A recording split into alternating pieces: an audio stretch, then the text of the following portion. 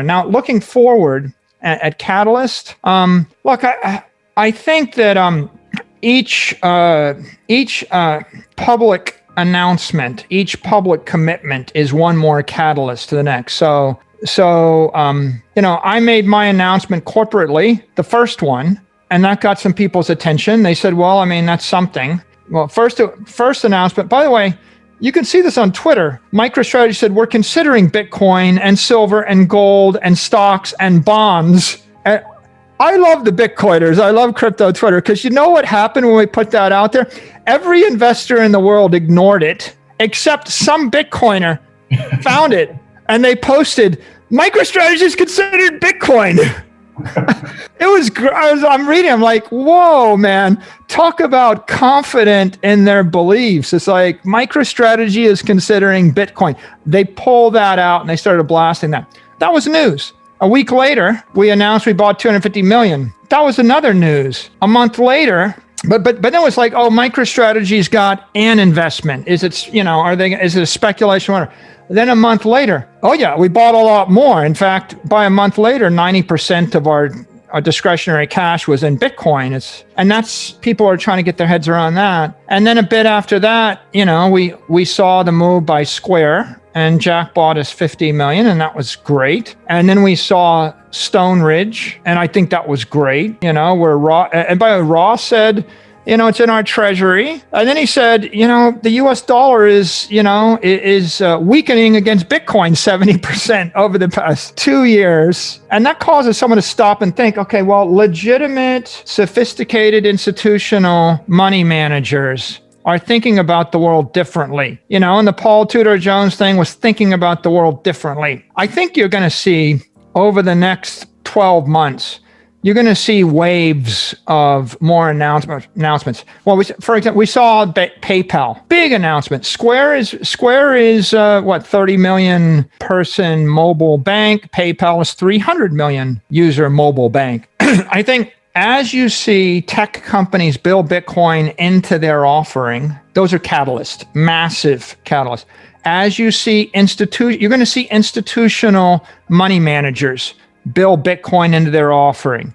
First it was Fidelity saying you could buy it, but when Fidelity says, well, we've got a Bitcoin fund, you can just wire us $20 million and that'll give you direct exposure to Bitcoin. That's a good thing. And they're talking about it, and I read the press on it, but mutual funds and investment funds, I think that'll be big. I think that when you start to hear institutional investors come out and say, we bought it, right? We bought it. We're going to buy more of it. We bought a lot of it. What happens if Bill Ackman says, I bought $1 billion of it? Right.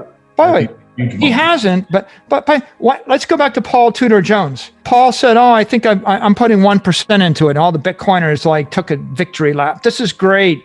And then he says, oh, I put 2% into it. Okay, well, that's great. Well, my view is he's still not serious yet. Right. I mean, it was nice. It was nice, but it's a little bit patronizing. I mean, to be honest with you, okay, you're an investor and you're telling me that you kind of understand what I'm doing and you're going to put 1% of your portfolio into it because it's kind of an interesting hedge.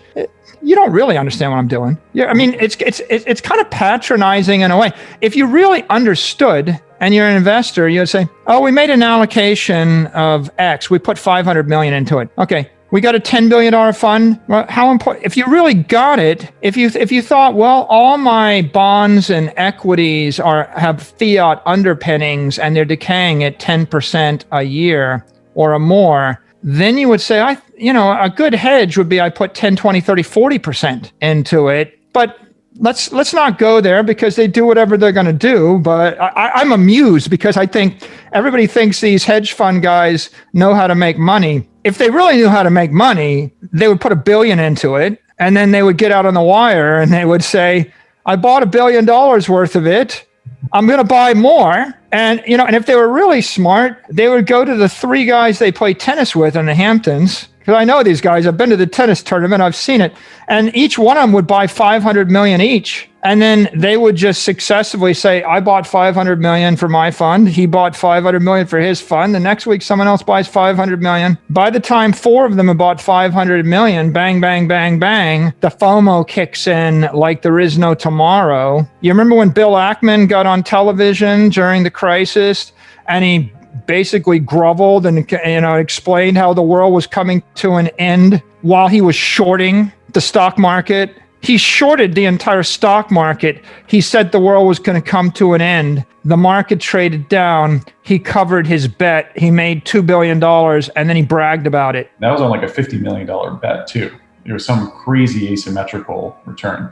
And yeah, so I mean, my point is these guys do this for a living, right? I mean, this is what they do. If you've got $1 billion and you put all of it in Bitcoin, it's commitment, it's conviction. When you've got $10 billion and you put 500 million into Bitcoin, it's just a day's work. I mean, that was the idea this month. I mean, Ray Dalio's of the world, that's just kind of what you would do just to entertain yourself, or George Soros if they got interested. So I think that the guys that move next, that have the easiest possible decision-making process, the least to lose, the most to gain, are guys that are just running huge amounts of fast money in these hedge funds that are just looking for their next idea. Totally. There's a couple things here that I thought were really interesting. One is you touched on career risk.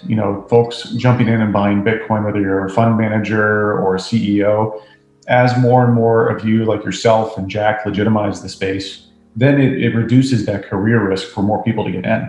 It's less crazy. And I think, it is a little frustrating for us mega bulls because we're both hugely bullish about Bitcoin. We've put a large portion of our net worth into it. It's hard for us to look at these other people who have, I think you were kind of right. It's a little patronizing with Paul Tudor Jones going, oh, I'll put it in a few percent. You're like, well, do you believe in it or not?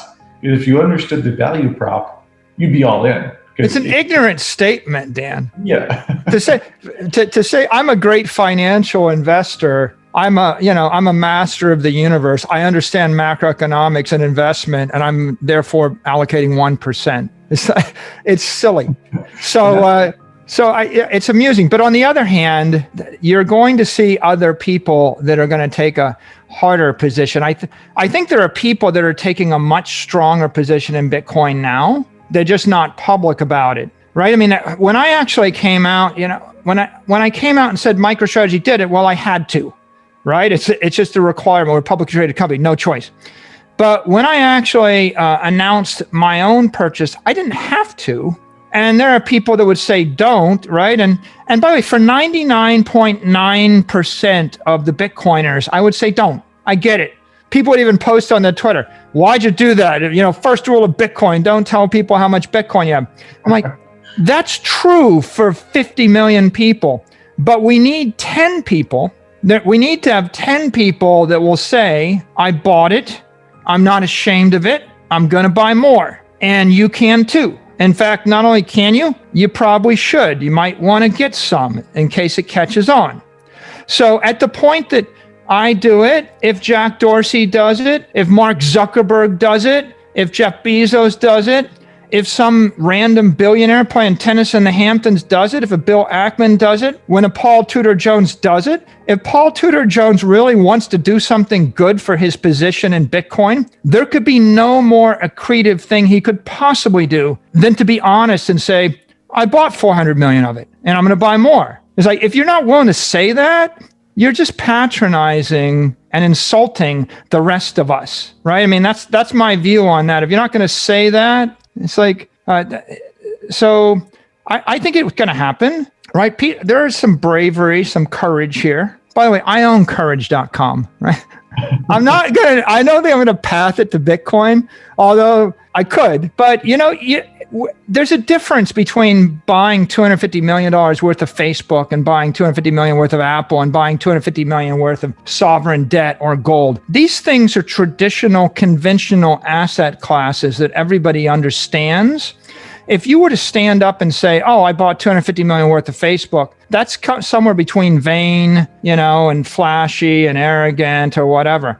But when you're birthing an asset class, when you're actually legitimizing a brand new idea that 99% of the world doesn't understand and they are either ignorant of or afraid of, at that point, it's important that people with conviction stand up and they say, nothing to be ashamed of. I did it. I'm proud I did it. I'm going to buy more. It wasn't a hedge. It's not a speculation.